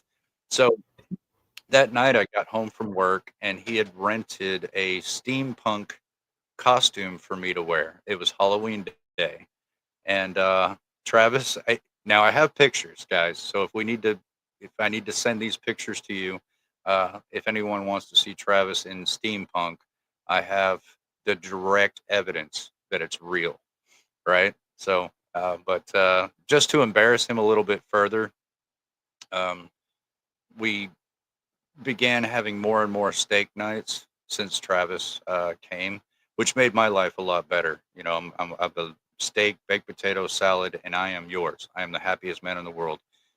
Simple dish. I love it to death. So Audrey's doing steak night again. Travis is on the couch over here. I'm on the chair. We're watching Fire in the Sky for the first time because Audrey argued with him. Eric needs to see the movie, and Travis is like, I don't want to watch that movie. And she was like, Eric needs to see it though. So I was privileged to watch the movie for the first time, sitting with Travis. So, and I'm long-winded, but it's worth it, I promise. She walks right by me with this huge steak, baked potato, and salad, and goes right over to Travis. And I'm thinking, what kind of crap is this? Like what's going on? We first we had the bacon thing, right? And now we got this going on over here. So I simply said, academically, dude, bros before hoes, right? And she didn't even blink. She didn't even blink. She turned right around and put the plate in my lap. And Travis turns to me and he's red in the face. And he said, what is it? What exactly does that mean? And I said, Travis, it means you're the hoe. That's brilliant. So yeah, that happened. Um, but uh, but yeah, he lived with us for around 8 months or so. Of course, there's rumors of him cheating and her cheating. They were both public figures, and they both have trust issues, especially when you are a public figure. Because when you're a public figure, you become a commodity. You're no longer a human being. You're looked at as an opportunity and not a person anymore. And that kind of exploded within their relationship, unfortunately. So they needed some time apart. And during this time apart, some black SUVs got a hold of Audrey's car, and she was found in the middle of the road, basically catatonic. Didn't blink, her eyes didn't respond to light. MRI showed that she didn't have any brain damage or swelling or anything like that. So it was deemed by a psychologist that it must have been psychological. Something had scared her so much that her brain shut down. And to this day, I still don't know what it was, and neither does she. And she's in need of 24-hour care now, um, because of her brain. But every once in a while, she's there for maybe 5-10 minutes, and she kind of slips back out into rhymes and riddles. So nobody really knows what happened to Audrey except the fact that she called her sister. She was scared. There were two black SUVs on her butt on black ice. Like if you live in Maine, you don't ride somebody's butt on black ice. But her car was completely totaled, and she was found just sitting there, unresponsive. It gets a lot worse after that, but tonight's just not a good night to get into all those details. But I hear some ufologists that say there's never been any threat out there to experiencers, and there certainly has been in the past. I think that's kind of going away a little bit, but in the past it was a little bit dangerous doing what we were doing. Yeah, absolutely. And to kind of bring it back around, so after all of the conferences, after the hardship with your family moving and so forth, um, where are you at now with everything? And what advice do you have for experiencers as we wrap up here? And I'm going to let Christian as well, if he wants to ask you a couple of questions after you answer mine. More than willing to let him ask those questions. But uh, where are you now? Is my question. Where are you now with everything? I know personally from you, because we've talked. It seems that you've gotten over the hump for the most part of some of the negativity involving at least your personal life and your family. And now I just would like to know where you're at mentally, and are you in a better place? And again, the third question, what advice do you have for experiencers? And then I'll let Christian jump in here after you answer my Well, question. where I'm at, I guess I've adjusted a lot better than in the past. I think it takes many years. Um, I think working with other experiencers in over 100 different countries kind of gave me a perspective of how much not alone I am, you know.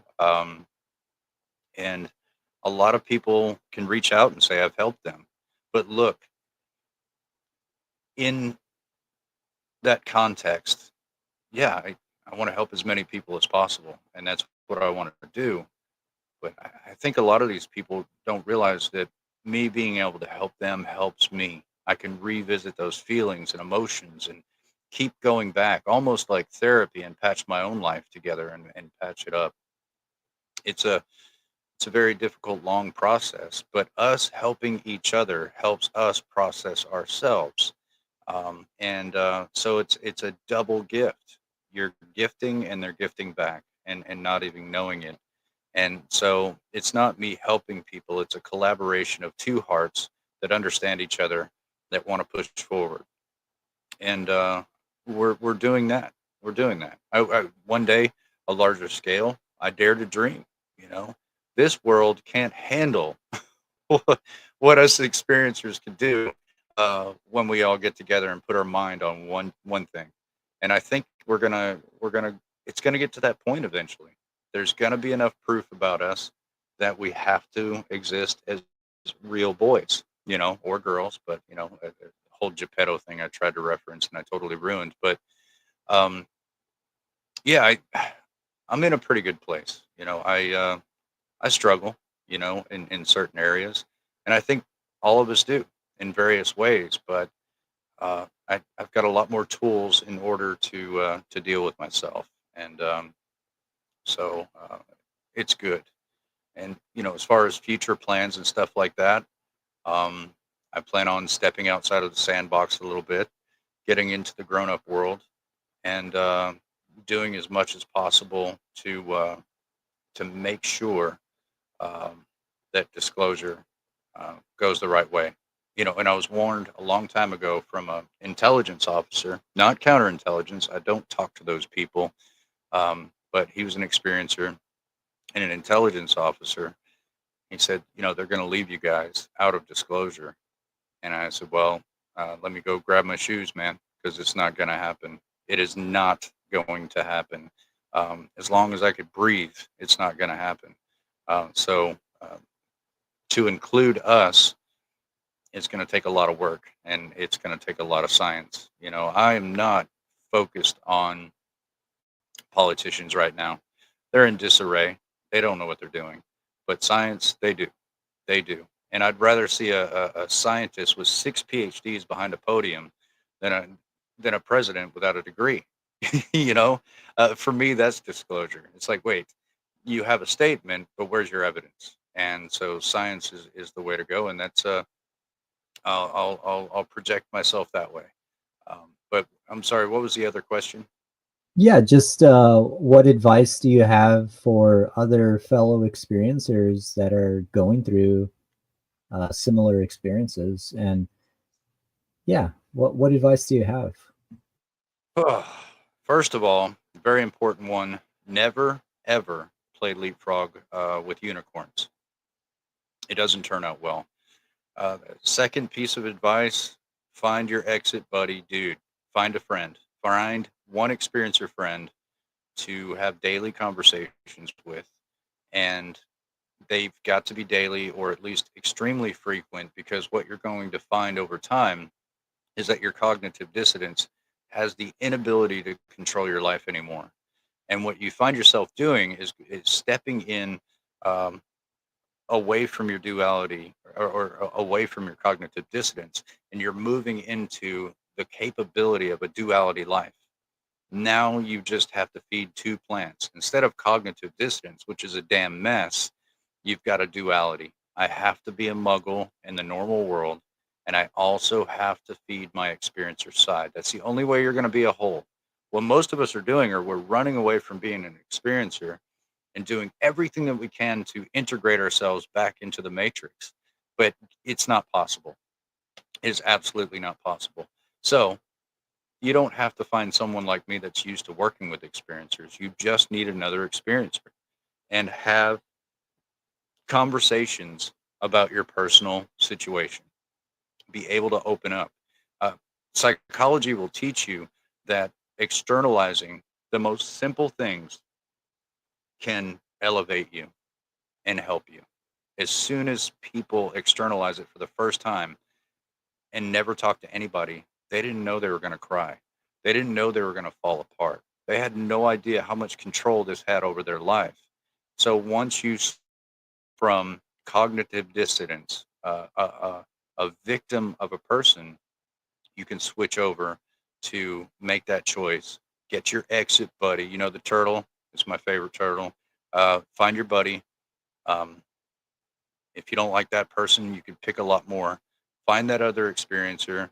Find multiple if you want. We've got amazing things. Look at these computers. We can find them. We can access that. We can build relationships and we can help heal each other in amazing ways.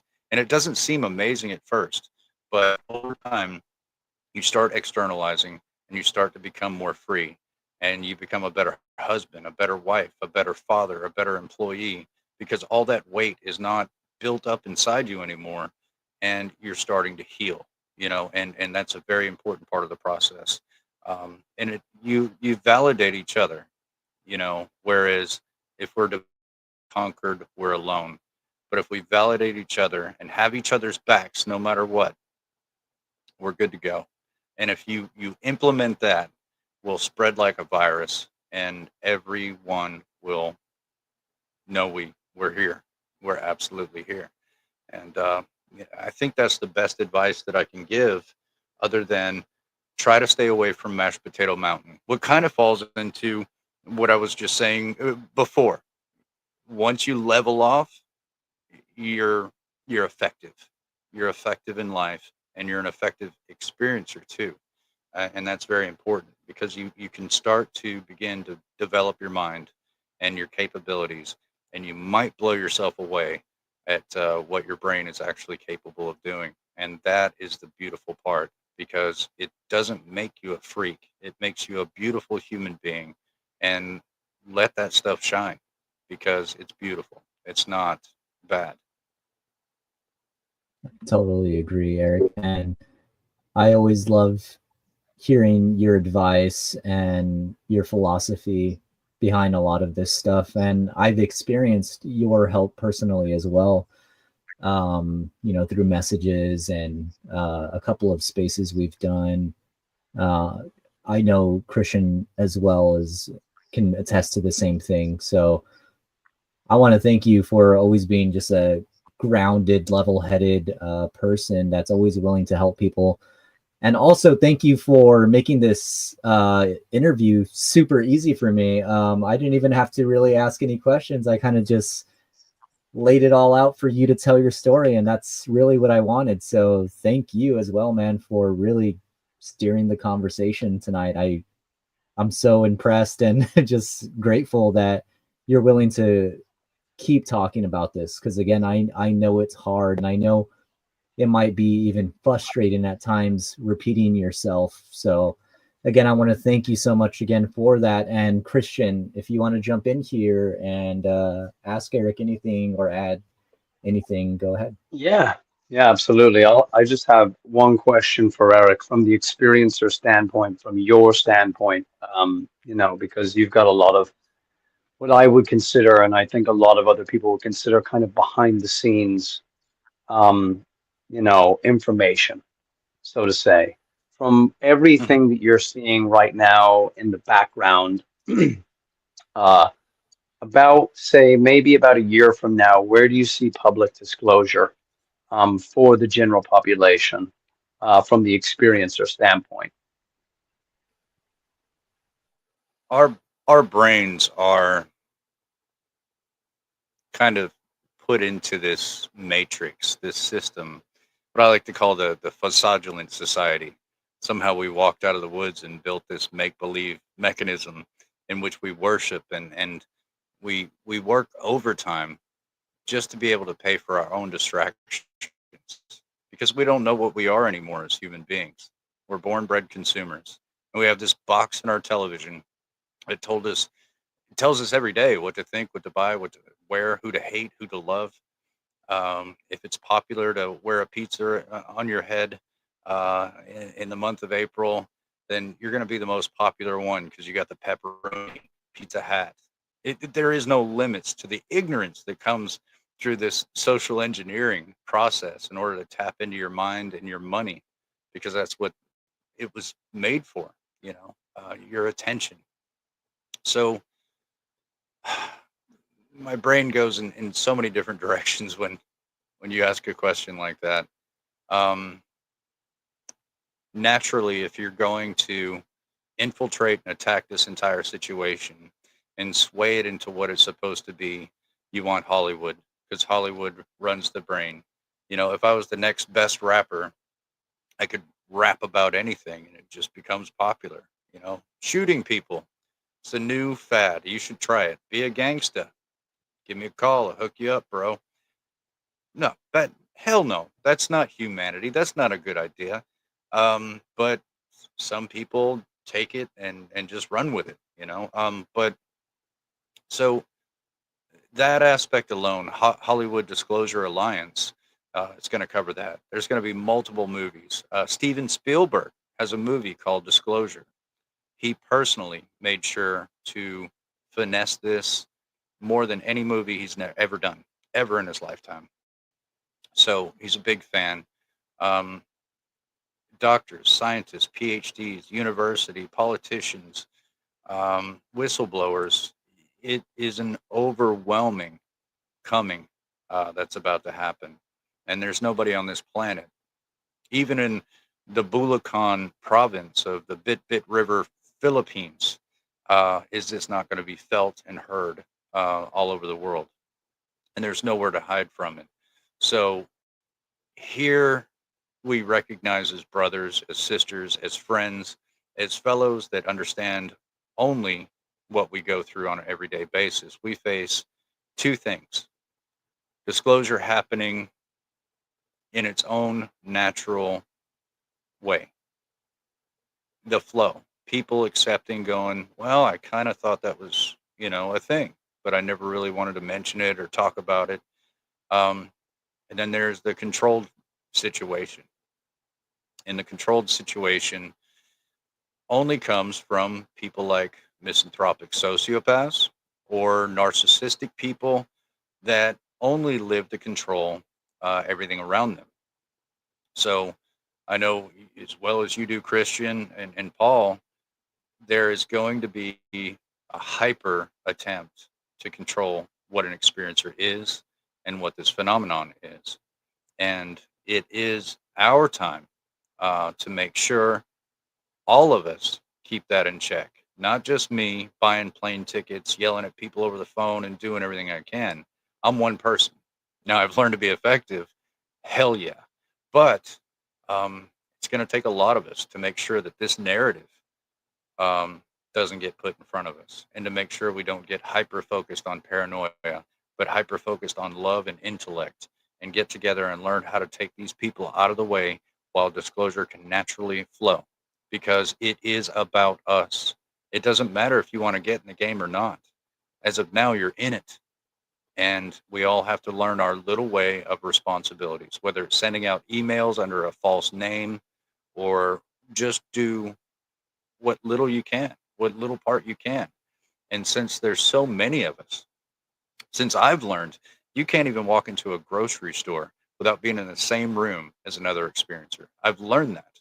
I've literally learned that. People recognize me all the time, and everywhere I go.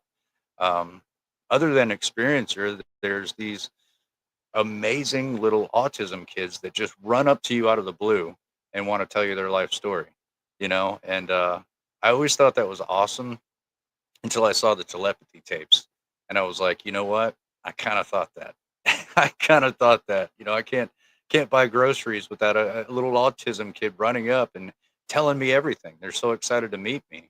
And I suspected it, but now I know.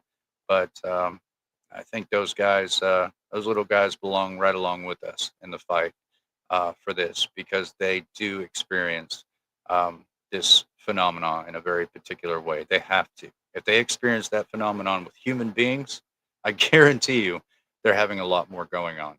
And that's just a part of it. And I'm so glad somebody threw a screwball into ufology when it comes to these amazing children, to let them know, you know, we are who we are, and so I think, we should all do our part, make sure we got our exit buddy, make sure that we begin the healing process, and bring everyone else in.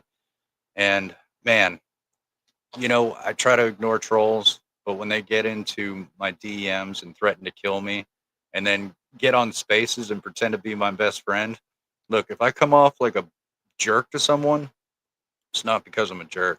It's because I got their number, you know? So if you see me do that, if you see me be angry with somebody, there's a damn good reason for it. But yeah, we've got this.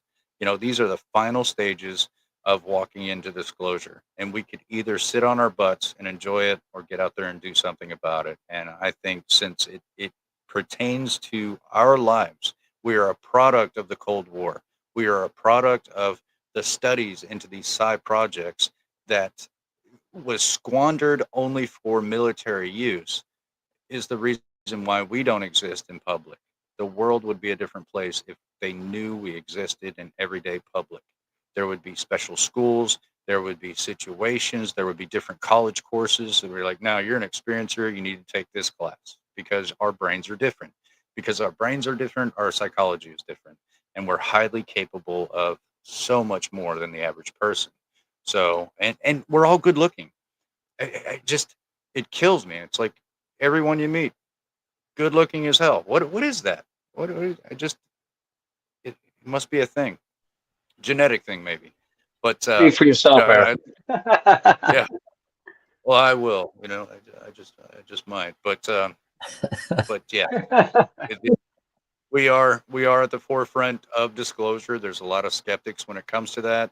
Skeptics, pull your head out of the sand and look at every faucet from every direction that's coming directly at disclosure.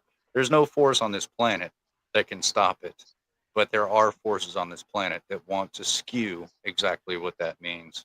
And I, for one, am ready to buy a lot more plane tickets. And as we say back home, get her done. That's the perfect way to end it here tonight. Eric, I want to thank you again so much for coming on. And everybody, I just want to remind you again, his movie Experiencer that he's going to be in is going to be coming out May 29th through June 2nd at Contact in the Desert. I believe it's Coachella Valley, California. I will put all the links in the description. I'll even put the trailer in there as well. But again, Eric, thank you so much. Christian, thank you so much again for co-hosting, and everybody, thanks again for joining the Portal Room. Everybody, have a good night. Peace. Thanks for having me, guys.